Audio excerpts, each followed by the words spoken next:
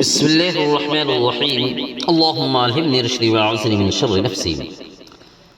آج سامعین و ناظرین کے لیے الحاد و ارتداد کے اسباب اور علامات اور اس کے تدارک کیا ہیں، اس بارے میں کچھ بات کی جا رہی ہے کہ اللہ تبارک و تعالی نے کائنات کی ہدایت کے لیے بے شمار انبیاء کرام تو بھیجے ہیں، لیکن دین کی جو آخری اور مکمل شکل محمد عربی صلی اللہ علیہ وسلم پہ نازل ہوئی ہے وہ اسلام ہے۔ اللہ کا فرمان ہے ان الدین عند اللہ الاسلام، کہ بے شک اللہ کے نزدیک دین حق صرف اور صرف اسلام ہی ہے۔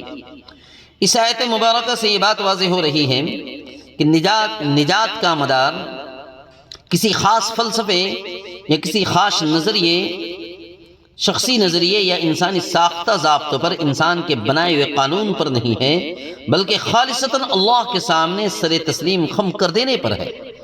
اسلام وہ نظام حیات ہے۔ اسلام کے اندر اللہ نے وہ نظام حیات رکھا جو انسان کو اللہ سے جوڑتا ہے اور اسے جینے کا سلیقہ سکھاتا ہے۔ لیکن آج ہم جس دور میں جی رہے ہیں اسے سائنسی اور مادی ترقی کا دور کہا جاتا ہے۔ بلا شبہ انسان نے سمندروں کی تہوں سے لے کر کے خلاؤں کی وسعتوں تک کو مسخر کر لیا ہے، لیکن اس ظاہری چکا چوند کے پیچھے ایک بھیانک تاریکی بھی چھپی ہوئی ہے۔ آج کی مادی ترقی نے انسان کو مشین کی طرح بنا دیا اور اس کی فکر کو مادیت کے ارد گرد قید کر کے رکھ دیا ہے۔ اس ماحول میں آپ دیکھ لیجئے دو بڑے فتنے ہیں جو سانپ کی طرح پھن پھیلائے ہوئے کھڑے ہیں۔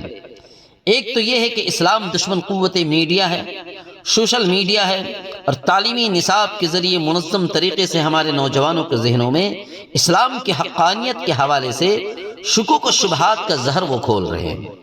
اور دوسری بات یہ کہ زندگی کی مصروفیت اور دینی تعلیم سے دوری کی وجہ سے بہت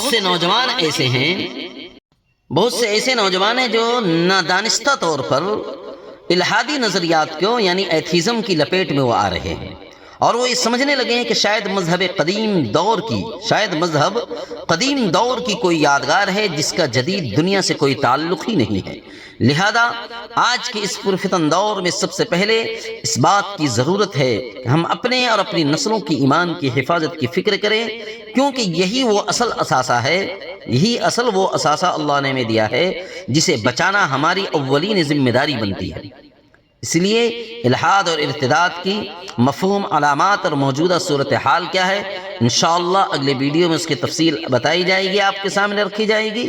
اللہ تعالیٰ ابھی ان باتوں پہ عمل کی توفیق نصیب عطا فرمائے۔